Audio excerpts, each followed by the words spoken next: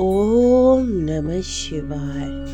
श्री शिव महापुराण 5वां अध्याय। नारद जी का शिव तीर्थों में भ्रमण व ब्रह्मा जी से प्रश्न। सूत जी बोले, महर्षियों, भगवान श्री हरि के अंतर ध्यान हो जाने पर मुनि श्रेष्ठ नारद शिवलिंग का भक्ति पूर्वक दर्शन करने के लिए निकल गए।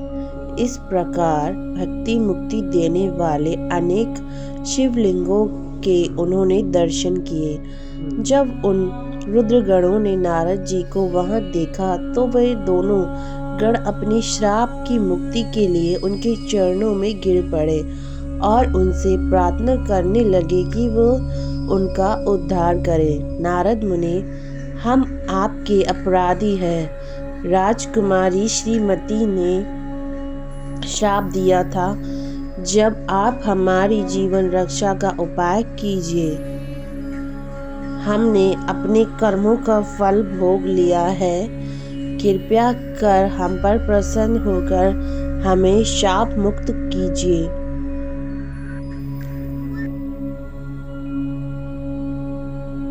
नारद जी ने कहा, हे रुद्रगणों, आप महादेव के गण हैं एवं सभी के लिए आदरणीय है। उस समय भगवान शिव की इच्छा से मेरी बुद्धि भ्रष्ट हो गई थी, इसलिए मोहवश मैंने आपको श्राप दे दिया था।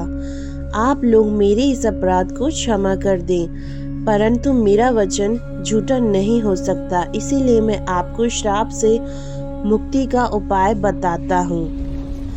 मुनिवर, विश्रवा के वीर द्वारा तुम एक राक्षसी के गर्भ में जन्म लोगे। समस्त दिशाओं में रावण और कुंभकर्ण के नाम से प्रसिद्धि पाओगे।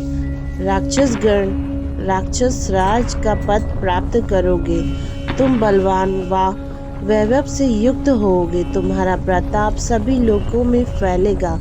समस्त ब्रह्मांड के राजा होकर भी भगवान शिव के परम भक्त होगे। भगवान शिव के ही दूसरे स्वरूप श्री हरि विष्णु के अवतार के हाथों से मृत्यु पाकर तुम्हारा उद्धार होगा तथा फिर अपने पद पर प्रतिष्ठित हो जाओगे। सूत जी कहने लगे। इस प्रकार नारद जी का कथन सुनकर वे दोनों रुद्रगण प्रसन्न होते हुए वहां से चले गए और नारद जी भी आनंद से सराबोर हो मन ही मन शिव जी का ध्यान करते हुए शिव तीर्थों का दर्शन करने लगे। इसी प्रकार भ्रमण करते करते वे शिव की प्रिय नगरी काशीपुरी में पहुँचे और काशीनाथ का दर्शन कर उनकी पूजा उपासना की। श्री नारद श्री शिव जी की भक्ति में डूबे उनका स्मरण करते हुए ब्रह्मलोक को चले गए। वहां पहुंचकर उन्होंने ब्रह्मा जी को आदर पूर्वक नमस्कार किया और उनकी स्तुति करने लगे। उनका हृदय शुद्ध हो चुका था और उनके हृदय में शिव जी के प्रति भक्ति भावना ही थी और कुछ नहीं। नारद जी बोले, हे पितामह, आप तो परम ब्रह्म परमात्मा के स्वरूप को अच्छी प्रकार से जानते हो। आपकी कृपा से मैंने भगवान विष्णु के महत्व का ज्ञान प्राप्त किया है एवं भक्ति मार्ग, ज्ञान मार्ग, तपो मार्ग, दान मार्ग तथा तीर्थ मार्गों के बारे में जाना है, परंतु मैं शिव तत्व के ज्ञान को अभी तक नहीं जान पाया हूँ। मैं उनकी पूजा विधि को भी नहीं जानता हूँ। अतः अब मैं आपके बारे में कुछ जानना चाहता हूँ। अब मैं शिव जी के बारे में कुछ जानना चाहता हूँ।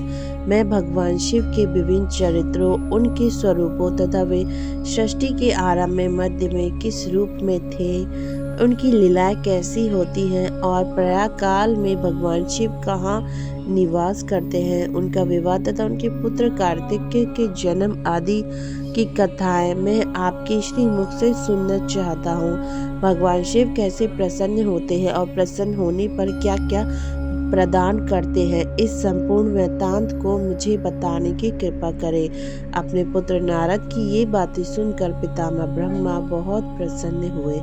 ओम नमः शिवाय। हर हर महादेव। श्री शिव पुराण 5वां अध्याय समाप्त।